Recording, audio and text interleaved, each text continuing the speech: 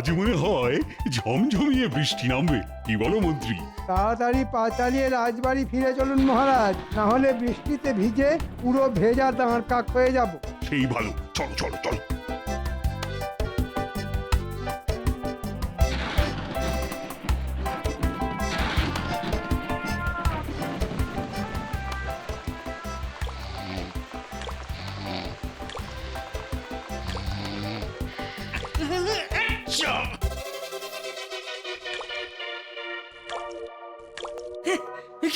কি সর্বনাশ! আরে আমার ঘরের চাল যে ফুটো অগিন্নি। অনেকবার বলেছি বর্ষা আসার আগে ঘরের চালখানা সারিয়ে নাও, তখন তো কথা কানে ঢোকেনি। এবার বোঝো ঠালা।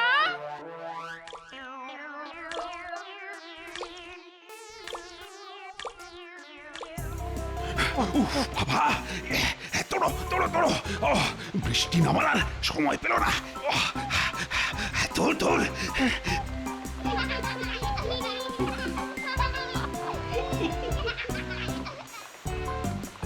কি হলো মহারাজ, দাঁড়িয়ে পড়লেন কেন? তাড়াতাড়ি চলুন। দেখো দেখো মন্ত্রী, বাচ্চারা এই বৃষ্টির মধ্যে কত আনন্দ নিয়ে খেলা করছে। ওদের দেখে আমারও ওদের সঙ্গে খেলা করতে ইচ্ছে করছে যে।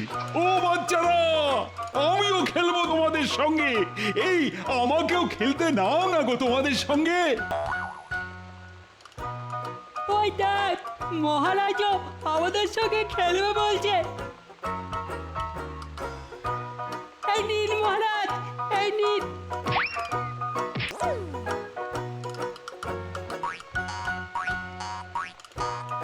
এই বৃষ্টির মধ্যে আপনি খেলা করবেন? আপনার কি মাথা খারাপ হয়ে গেল মহারাজ? অবশ্য হতেও পারে, শুনেছি বেশিক্ষণ ভেজা মাথায় থাকলে ঠান্ডা লেগে মাথার ঘিলু কাজ করা বন্ধ করে দেয়। আপনারও তাই হয়েছে বলে মনে হচ্ছে। কি? আমার মাথায় ঠান্ডা লেগে ঘিলু কাজ করা বন্ধ করে দিয়েছে? এত বড় কথা! দাঁড়াও, এইবার দেখো মন্ত্রী, আমার মাথায় ঠান্ডা লাগার ফল। ওরে বাবা রে, আর বলবো না, ক্ষমা করে দিন মহারাজ, ক্ষমা করে দিন। আর বলবো না এমন কথা। না না না, সব কিচ্ছু শুনবো না।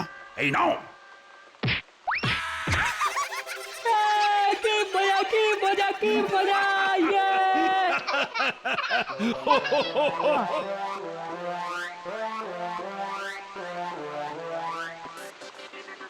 আজ যে করেই হোক মহারাজকে রাজি করিয়ে এই মাসের বেতনটা অগ্রিম চাইতেই হবে, না হলে আমাকে আর আমার গিন্নিকে বিছানার উপর ছাতা খুলে শুয়ে ঘুমোতে হবে।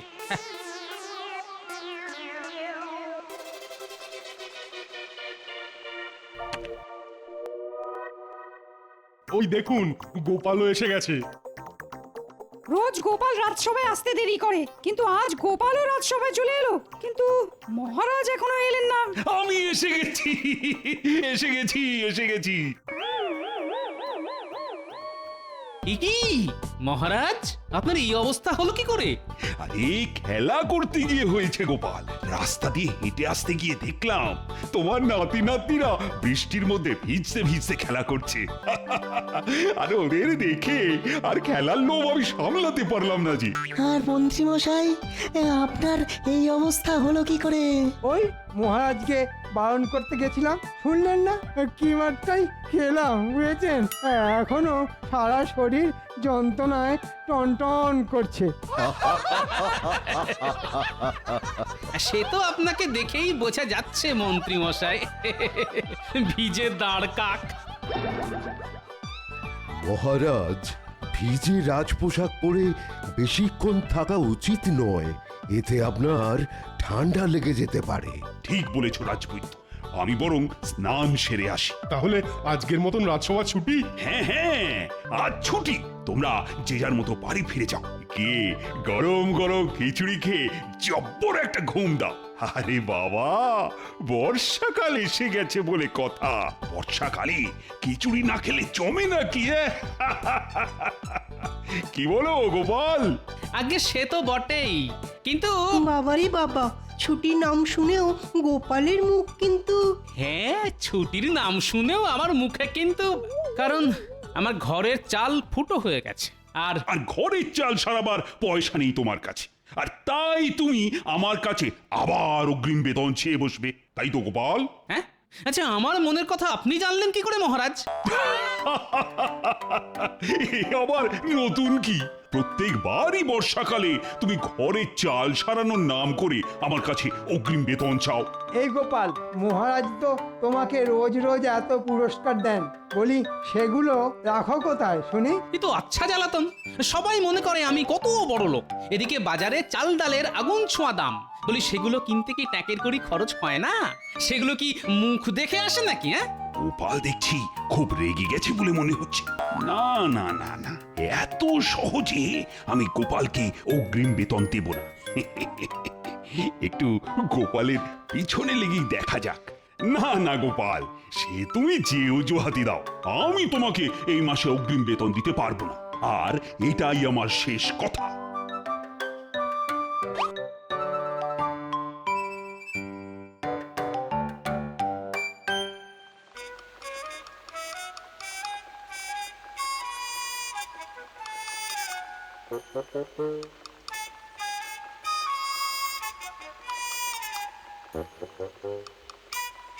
এই নিন, এবার গিয়ে তাড়াতাড়ি স্নান সেরে আসুন। হ্যাঁ হ্যাঁ, এক্ষুনি যাচ্ছি।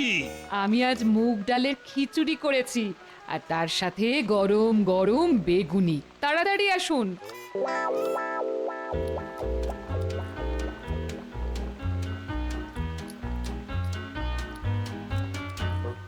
আহ আহ, বাইরে বৃষ্টি আর পেটে খিচুড়ি, সঙ্গে সঙ্গে গরম বেগুনি।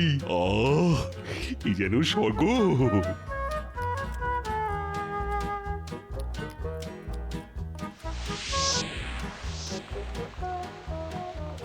সে কি, মহারাজ তোমাকে অগ্রিম বেতন দেবেন না বললেন? হ্যাঁ তাই তো বললেন। এবার কি হবে গো?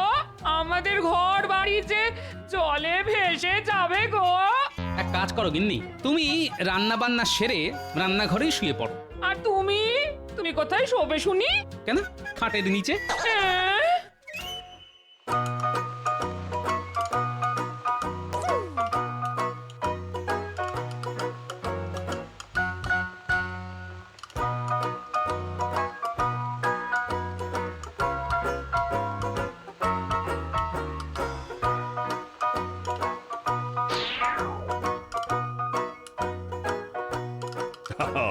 কাল রাতে সবার কেমন ঘুম হলো শুনি?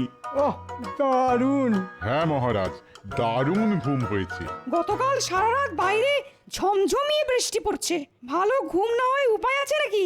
আর গোপাল, তোমার কেমন ঘুম হলো? আমার ফুটো ঘরের চাল দিয়ে জল পড়ছে জেনেও মহারাজ প্রশ্ন করলেন কেমন ঘুম হলো। হুম, আগে দারুণ ঘুম হয়েছে মহারাজ। সকালে ঘুমও ভেঙেছে দারুণ ভাবে। হ্যাঁ, সেটা কি রকম শুনি? আগে চোখ খুলে মুখ হা করলাম, ফুটো চাল থেকে বৃষ্টির জল সোজা আমার মুখে এসে পড়লো। ব্যাস, বৃষ্টির জলেই কুলকুচি করে চোখ মুখ ধুয়ে নিলাম।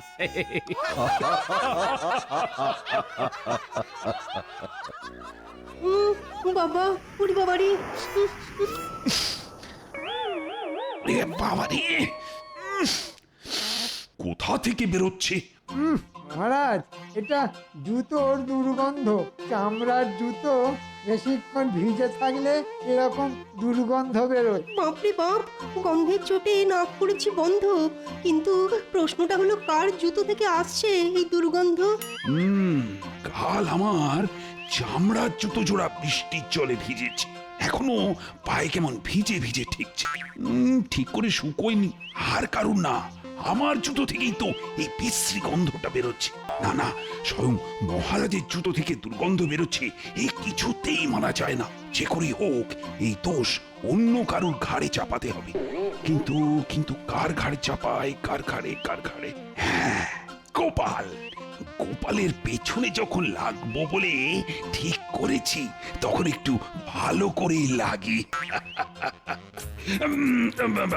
গোপাল, হ্যাঁ, গোপালের জুতো থেকেই এই বিশ্রী গন্ধটা বেরোচ্ছে। বললেই হলো, আমি আমার জুতো জোড়া হাতে করে বয়ে এনেছি। জুতোতে এক ফোঁটা বৃষ্টির জল লাগতে দিইনি। আমার মনে হয় এই দুর্গন্ধ অন্য কারুর জুতো থেকে বেরোচ্ছে। নিজের দোষ ঢাকতে এখন লোকের নামে দোষ চাপানো হচ্ছে। মহারাজ, আপনি গতকাল বললেন না যে আপনি গোপালকে অগ্রিম বেতন দেবেন না? সেই রাগে গোপাল জুতোয় করে দুর্গন্ধ বয়ে এনে রাজসভায় দুর্গন্ধ ছড়াচ্ছে। এটা গোপালের একটা চাল। ঠিক বলেছ মন্ত্রী। আই গোপাল, যাও যাও যাও, তোমার জুতো আর তুমি দুজনেই এবার বাড়ি যাও তো। আর আজকের মতো রাজসভা এখানেই শেষ। বাবা, পুরো রাজসভাটাই একেবারে দুর্গন্ধে ভরে গেছে। ছি ছি ছি ছি, ছি। গোপাল, রোদ উঠলে জুতো জোড়া রোদে দিয়ে ভালো করে শুকিয়ে নিও, না হলে গন্ধ যাবে না কিন্তু। শুকনো জুতো আর কি শোকাবো বিজ্ঞানী?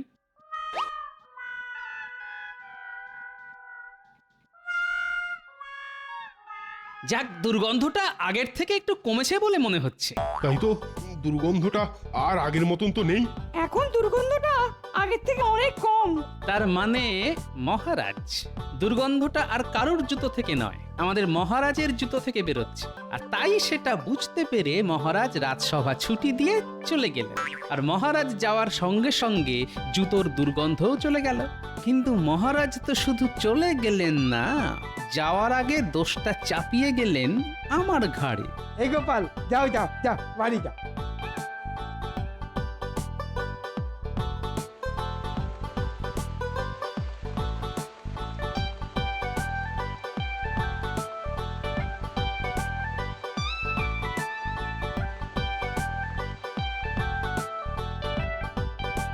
রানী, ইস, আপনার গা থেকে একটা বিশ্রী দুর্গন্ধ বেরোচ্ছে। ইস, আরে না না, পা থেকে নয়, পা থেকে নয়, মানে এই ভেজা চামড়া জুতো থেকে। ওটাকে তাড়াতাড়ি বিদায় করুন, না হলে এই দুর্গন্ধের চোটে আমি অজ্ঞান হয়ে যাব। হ্যাঁ হ্যাঁ, আমি আর আমার জুতো দুজনেই বেরিয়ে যাচ্ছি। তবে রানী, আবার কি হলো? আজ রাজসভায় না আমি গোপালকে আচ্ছা বোকা বানিয়েছি। আমার জুতো থেকে বেরোনো দুর্গন্ধের বদনাম আমি গোপালের ঘাড়ে দিয়ে দিয়েছি। কাল রাজসভায় আমি আবার এই জুতোটা পরেই যাব, আর আবার আমি গোপালের ঘাড়েই দোষ চাপাবো। গোপালের বাংলার পাঁচের মতো মুখখানা দেখতে আমার যে কি ভালোই লাগে না। যেটা আন্দাজ করেছি সেটাই সত্যি হলো দেখছি। ঠিক আছে মহারাজ, গোপাল ভাঁড়ও ছেড়ে দেবে না। এর বদলা না নিতে পারলে আমার নামও গোপাল ভাঁড় নয়।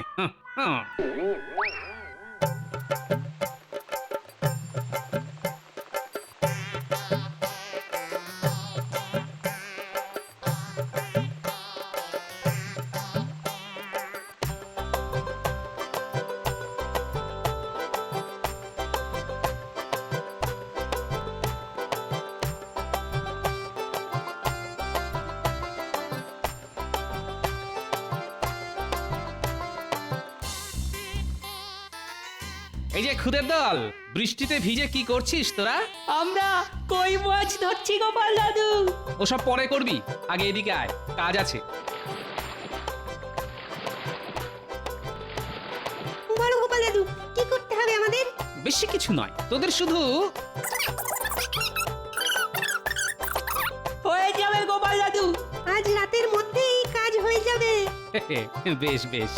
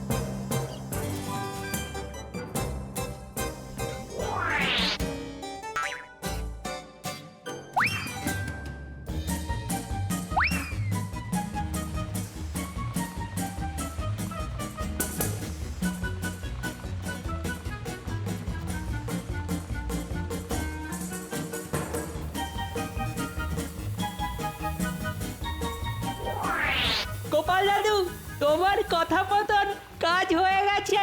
তা কেমন কাজ করলি দেখি? এই দেখো গোপাল দাদু।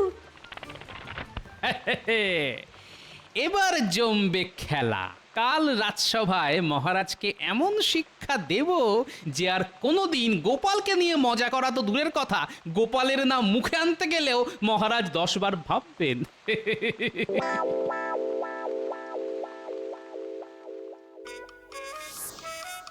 হ্যাঁ, কি অদ্ভুত ব্যাপার! ঘর থেকে সোনা দানা ছেড়ে এক জোড়া জুতো চুরি হয়ে গেল। হ্যাঁ, ঠিক বলেছেন মন্ত্রী মশাই, গতকাল রাতে বাড়ি থেকে আমাদের সবার জুতো চুরি হয়ে গেছে। একেই বলে ভাগ্যের গুঁতো, সব ছেড়ে ছুড়ে শেষে কিনা চুরি হলো জুতো।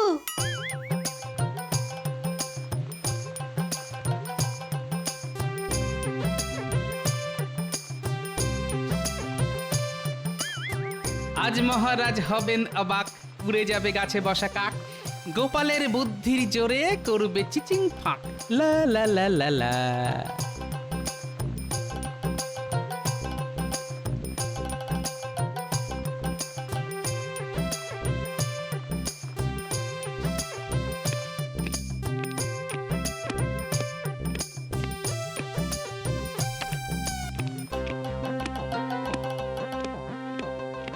এ কি গোপাল, তোমার পায়ে জুতো? তার মানে গতকাল রাতে তোমার বাড়ি থেকে জুতো চুরি হয়নি গোপাল? এই রাজ্যে এখনো এত বড় চোর জন্মায়নি যে গোপালের বাড়িতে ঢুকে চুরি করবে। তাই নাকি গোপাল? মানছি তোমার বুদ্ধির জোর আছে, তা বলে তুমি সব সময় বুক ফুলিয়ে ঘুরে বেড়াবে, এ কেমন করে হয়? ঠিক বলেছেন মহারাজ, গোপালের অহংকারে মাটিতে পা পড়ে না। ভাঁড় কোথাকার! আবার সেই বিশ্রী দুর্গন্ধ। এই গোপাল, এই বিশ্রী দুর্গন্ধ তোমার জুতো থেকেই বেরোচ্ছে। যাও যাও যাও, জুতোটা বাইরে রেখে এসো। না না মহারাজ, আমার জুতো থেকে গন্ধ বেরোতেই পারে না। আজ রাজসভায় গোপাল আর মহারাজ ছাড়া কেউই তো জুতো পরে আসেনি। তার মানে তুমি কি বলতে চাইছো গোপাল, এই দুর্গন্ধটা মহারাজের জুতো থেকে বেরোচ্ছে? কি তোমার এত বড় সাহস গোপাল?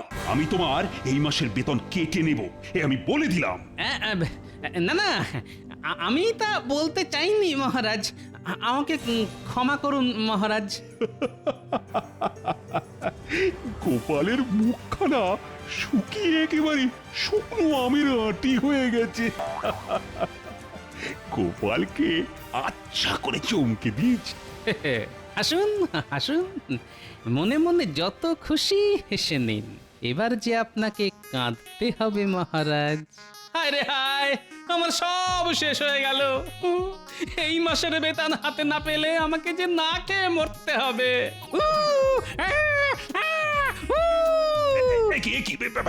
এসব এসব কি হচ্ছে গোপাল?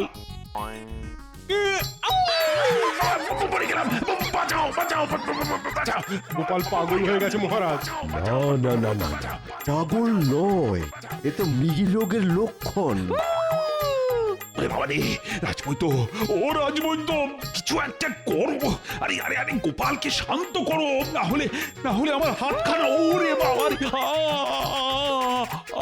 জুতোর দুর্গন্ধ মহারাজ, চামড়ার জুতোর দুর্গন্ধ শোকালে মৃগী রোগী শান্ত হয়ে যায়। তাহলে এক্ষুনি গোপালের পা থেকে জুতোটা খুলতে হবে।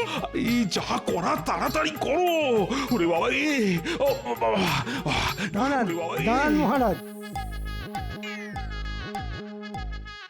এই এই এই, ওরে বাবা, ওহ কি শক্ত, কিছুতেই খুলছে না। ওহ ওহ, না না না, গোপালের জুতোয় কাজ হবে না। আমার জুতোই বিশ্রী দুর্গন্ধ হয়েছে, ওটা শুকলেই গোপাল শান্ত হবে। আরে বাবা, কি হলো? কথা কানে যাচ্ছে না। এতদিন আমার জুতো থেকেই দুর্গন্ধ বেরোচ্ছিল, তাই তো জুতোটা আগে গোপালের নাকের কাছে নিয়ে ধরো। আরে কাজ আরো তাড়াতাড়ি হবে। উফ বাবা, আরে তাড়াতাড়ি, ওরে বাবা রে। তার আর দরকার নেই মহারাজ, গোপাল সুস্থ হয়ে গেছে। হ্যাঁ নয় মহারাজ, হ্যাঁ, গোপালের কিছুই হয়নি মহারাজ। এ তো সত্যিটা আপনার মুখ থেকে বার করার জন্য একটা ছোট্ট অভিনয় ছিল মহারাজ। তার মানে দুর্গন্ধ গোপালের জুতো থেকে নয়, ওই মহারাজের জুতো থেকে বেরোচ্ছিল। হ্যাঁ, আগে হ্যাঁ, আর গোপাল মিথ্যে অপবাদের বদলা নিল মহারাজের হাত কামড়ে দিয়ে। কথায় আছে না, কান ধরে টানলে মাথাও আসে, তাই বদলা নেওয়াও হলো আর সত্যিটাও সবাই জেনে গেল। বলুন মহারাজ, কেমন দিলাম? না মানে মানে আমাকে ক্ষমা করে দাও গোপাল, আমি আর কোনোদিন তোমার পিছনে লাগতে যাব না। ওরে বাবা রে, ও আচ্ছা শিক্ষা হয়েছে আমার। আজ রাজসভায় আমি আর মহারাজ বাদে কেউ যাতে জুতো পরে না আসতে পারে, তাই গতকাল রাতে আপনাদের বাড়ি থেকে আপনাদের জুতো জোড়াগুলো আমি সরিয়েছি আমার নাতি নাতনিদের সাহায্যে। আপনারা আপনাদের জুতোগুলো আবার ফেরত পেয়ে যাবেন। উফ গোপাল, যেমন তুমি তেমন তোমার বুদ্ধি। আমি হার মানছি গোপাল, আচ্ছা শিক্ষা হলো আমার। এই নাও আগামী 2 মাসের অগ্রিম বেতন আমি তোমাকে পুরস্কার হিসেবে দিলাম। যাও যাও, গিয়ে বাড়ির ফুটো চালটা সারিয়ে নাও। একেই বলে জুতো মেরে মোহর দান। চললাম মহারাজ।